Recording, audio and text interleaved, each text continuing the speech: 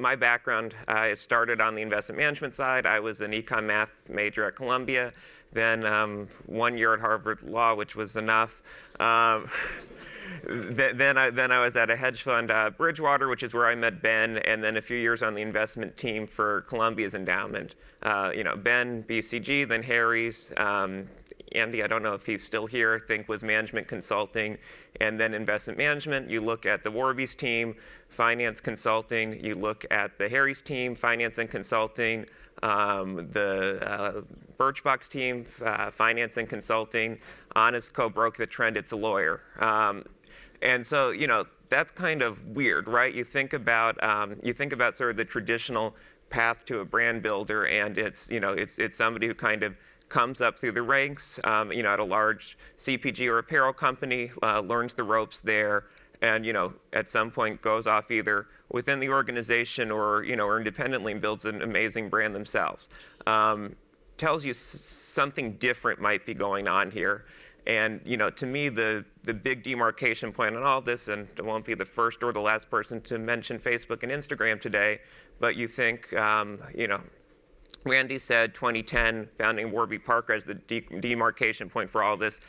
I'd push it up a year or two later to 2011, 2012, when the Facebook mobile platform, both in terms of user adoption of the mobile app and maturity of the ad units there, were really kind of coming into their own, and particularly the Facebook newsfeed and the Instagram newsfeed and the existence of really strong native ads on Facebook and Instagram. And I think that changed the landscape really two ways.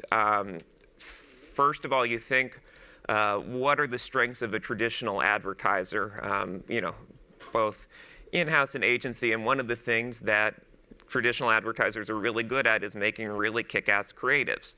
It's really scary, really hard. If you kind of get one shot on it, if you have a $1 million marketing budget and you're putting that towards one creative, you have to be pretty insightful. You have to have really strong instincts honed over a long period of time to kind of make that $1 million commitment on the creative, and then several $1 million of spend on the back of that. If you're making Facebook creatives, it's just different. You're moving from creativity and insight to experimentation and measurement, and it moves from a really thoughtful game to a lot of thought going in there too, but more thought going on in the background and on the back end and velocity. How many creatives can I spin up with how many different themes and as much variation as possible between them, and then measuring that on the other side, and not just because we have publishers in the room, not just what ad are you launching on Facebook, but then or Instagram or whatever platform you're serving on, but then what are you connecting that to? I think a lot of where the game has gone at this point is it's not just enough to have the Facebook ad anymore to really drive anything in volume. It's what content are you connecting that to? Is that going to an earned media piece that was really great for you? Is that going to a blog post or other content you're writing? Is that going to a quiz or a questionnaire? And then are you driving from there to your landing page? Are you driving from there straight to checkout? If you have a product catalog of 200 products, are you driving from your ad or your content piece to your product catalog or just to a single product? It all just becomes sort of, and Andy and the Bonobos team were hitting on this as well, it becomes a measurement exercise. So I think that's one area where digital kind of has changed things and really punished traditional advertisers.